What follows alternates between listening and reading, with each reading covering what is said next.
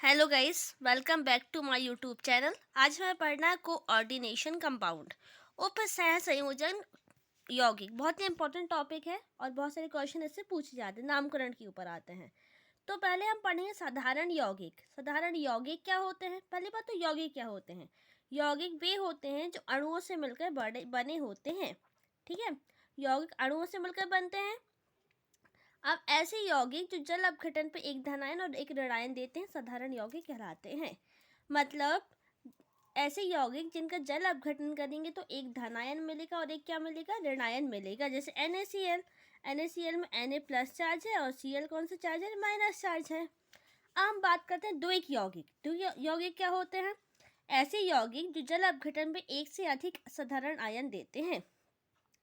मतलब अभी जब एक धनायन एक ऋणायन मिले तो साधारण यौगिक है, लेकिन एक से अधिक साधारण आयन मिले तो द्विक यौगिक। जैसे K2SO4 Al2SO4 टेकन थ्राइस, ये फिटकरी का सूत्र है। इसका जब जल अपघटन होगा तो ये K प्लस SO4 माइनस और Al3 प्लस चार्ज देगा। अब बात करते हैं उप सह संयोजन यौगिक की।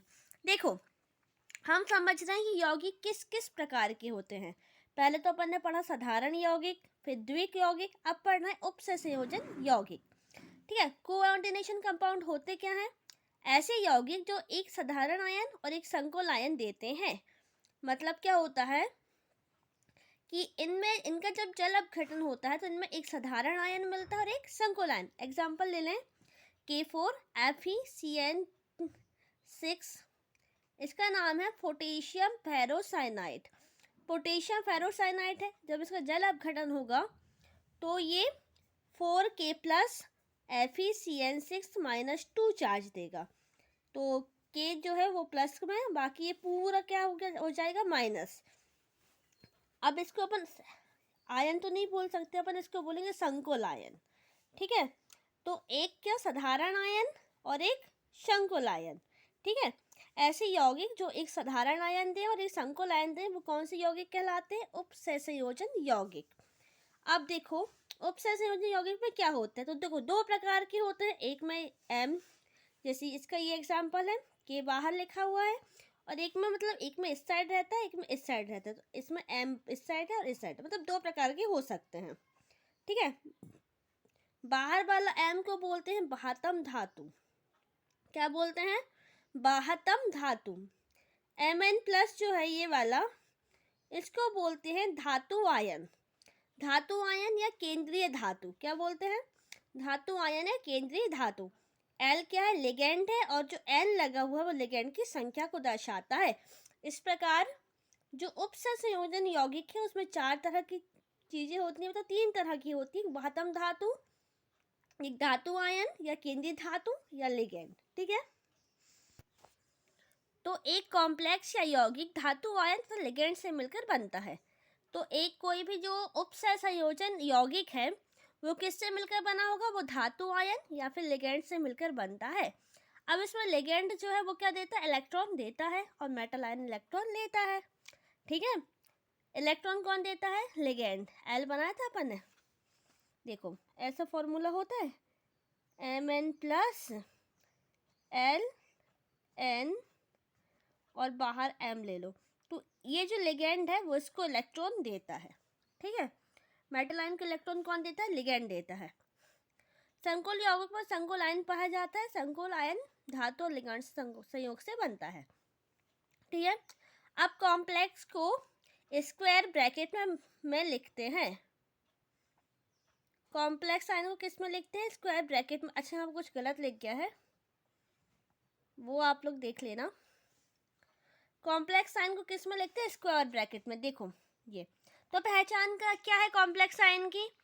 कॉम्प्लेक्स आयन की पहचान यही है कि पहली बात तो उसमें मेटल आयन होगा, दूसरा लिगेंड होगा, तीसरा क्या, इसको स्क्वायर ब्रैकेट में लिखा जाता है। अब हम बात करते हैं केंद्रीय धातु की। तो संकुल आयन या यौगिक में उपस्थित वह परमाणु, संकुल आयन या यौगिक में उपस्थित वह परमाणु जो अनेक आयन या अणु से घिरा होता है, केंद्रीय धातु आयन परमाणु कहलाता है। ठीक है, केंद्रीय धातु आयन, केंद्रीय मतलब बीच में होगा। ठीक है। केंद्रीय मतलब बीच में उसके चारों उसको कुछ घेरे हुए रहेगा, तो बीच में धातु रहेगी, चारों ओर से लिगेंड रहेंगे। तो ऐसा ऐसा आयन यौगिक जो अनेक दाता परमाणु से घिरा रहता है केंद्रीय धातु कहलाता है। अब केंद्रीय धातु जो होते हैं वही लिगेंड से जुड़े रहते हैं, ठीक है। केंद्रीय धातु बीच पर रहती है, लिगेंड अभी यहाँ पर डायग्राम में समझेंगे हम। अब देखो केंद्रीय धातु आती कहाँ से है, तो हमें पता है धातुएं कहाँ मिलती है, डी ब्लॉक में मिलती हैं, है ना। धातुएं हमें डी ब्लॉक में मिलती हैं और एस ब्लॉक में भी धातुएं होती हैं। एस ब्लॉक में भी धातुएं होती, एस जो 1 होता है मतलब कि एक क्षारीय धातु होती है, क्षारीय मृदा धातुएं होती है। तो ये केंद्रीय धातु जो होंगी या तो वो एस ब्लॉक की या तो डी ब्लॉक की तत्व होंगी। अब केंद्रीय धातु देखो, केंद्रीय धातु ये नहीं है, ये बाह्यतम धातु है। केंद्रीय धातु ये है, एफ ही ये है, ये चारों ओर से घिरी हुई है। तो केंद्रीय धातु जो होती है वो चारों ओर से लिगेंड से घिरी हुई होती है। जो अकेली देखे वही केंद्रीय धातु। अब लिगेंड की बात करें, लिगेंड को संलग्नी भी कहते हैं, बहुत हिंदी हो जाता है ये। लिगेंड ही केंद्रीय धातु को इलेक्ट्रॉन दान करती है। देखो केंद्रीय धातु को इलेक्ट्रॉन कौन देता है, लिगेंड देता है, ठीक है। लिगेंड 2 प्रकार के होते हैं, या तो वो निगेटिवली चार्ज्ड होंगे, मतलब समस्त ऋणावेश, मतलब उनमें माइनस चार्ज अलग ही दिखेगा, ठीक है। या ऐसे अणु होंगे जो एकाकी इलेक्ट्रॉन युग्म लोन पेयर ऑफ इलेक्ट्रॉन लिए हुए होते हैं, ठीक है। एकाकी इलेक्ट्रॉन युग्म या लोन पेयर ऑफ इलेक्ट्रॉन उनके पास होता है, जैसे NH3, ठीक है। NH3 होता है, लोन पेयर ऑफ इलेक्ट्रॉन उनके पास होता है।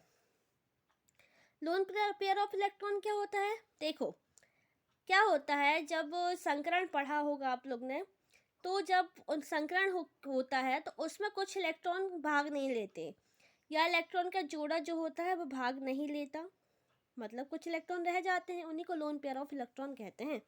अब लिगेंड का एग्जांपल Cn- NH3 H2O, ये जो दिख रहे हैं ये लोन पेयर ऑफ इलेक्ट्रॉन है, ओके। अब लिगेंड के प्रकार पढ़ लें। मोनोडेंटेट लिगेंड, मोनो मतलब एक, ठीक है, डेंटेट मतलब दाता परमाणु, जिसमें एक दाता परमाणु हो, मतलब ऐसे लिगेंड जिसमें एक दाता परमाणु हो उसको बोलते हैं मोनोडेंटेट लिगेंड। इसमें एक जोड़ा इलेक्ट्रॉन ही दान होता है, जैसे साइनाइड हो गया, NH3 हो गया। पॉलीडेंटेट लिगेंड, देखो जो 2 दाता मतलब जिसमें 2 दाता परमाणु है तो वो बाइडेंटेट, जिसमें 3 दाता परमाणु है तो ट्राइडेंटेट।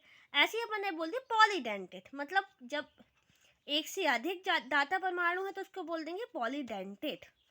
मतलब ऐसे लिगेंड जिसमें एक से ज़्यादा दाता परमाणु उपस्थित होते हैं पॉलीडेंटेट लिगेंड कहलाते हैं, ठीक है।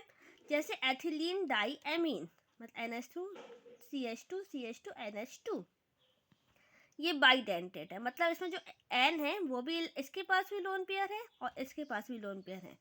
तो मतलब ये एक बार में 4 इलेक्ट्रॉन दान कर रहा है ना, 2 यहाँ के 2 यहाँ की, ये मैंने बताया ये लोन पेयर है, जहाँ भी बिंदी देखिए मतलब लोन पेयर है, और 2 यहाँ है 2 यहाँ, मतलब 4 एक बार में ये 4 इलेक्ट्रॉन दान करता है, बाइडेंटेट है। और ये एक और वर्ड आता है एम्पीडेंटेट। एम्पीडेंटेट क्या होता है, ऐसे लिगेंड जो जिसमें 2 दाता परमाणु होते हैं।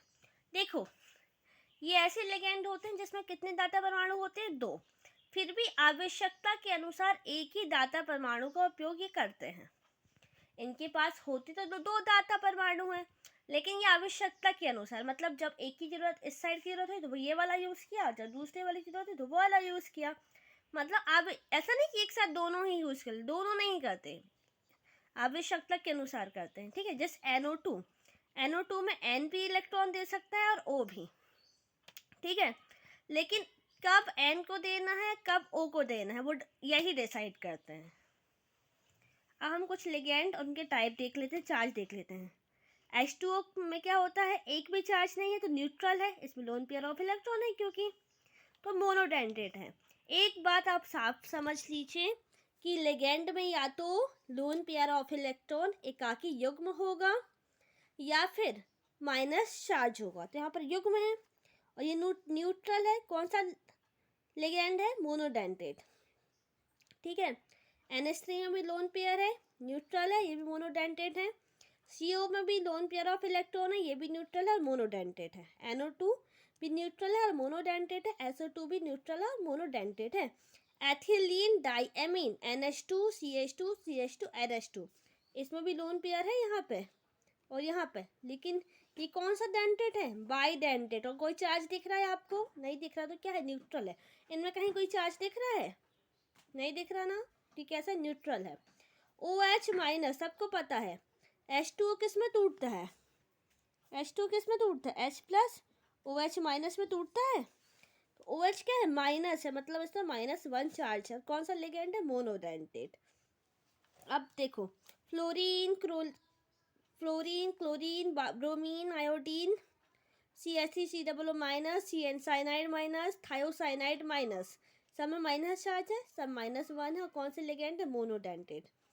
NO2 थायोसाइनाइड, यहाँ भी है, यहाँ भी हो सकता है, वो ऐसी कोई बात नहीं है। NO2 SCN को बोलते हैं थायोसाइनाइड, और ये साइनाइड, इसमें -1 चार्ज है, लेकिन ये एम्बीडेंटेट है। एक बार फिर याद करिए, एम्बीडेंटेट क्या होते हैं? एम्बीडेंटेट वे लिगेंड होते हैं जिसमें एक ही बार में ये दो एक से अधिक दाता परमाणु दान तो कर सकते हैं, लेकिन उनका उपयोग वे आवश्यकता के अनुसार करते हैं। ठीक है, अब उपसंयोजन क्षेत्र और देख लो। संकुल आयन को बड़े कोष्ठक में लिखा जाता है, यही उपसंयोजन क्षेत्र कहलाता है। इसके बाहर का क्षेत्र आयनन परिसर कहलाता है। K4 FeCN6, ओके, इसको बोलेंगे आयनन परिसर, और ये है उपसंयोजन क्षेत्र। मतलब कोष्ठक के अंदर का क्या है? उपसंयोजन क्षेत्र है। कोष्ठक के बाहर का क्या है? आयनन परिसर। इसी प्रकार आगे का जितना भी पार्ट है, वो आगे का जितना भी भाग बचा है वो नेक्स्ट पार्ट में। Thank you for watching my video. Please like, share and subscribe.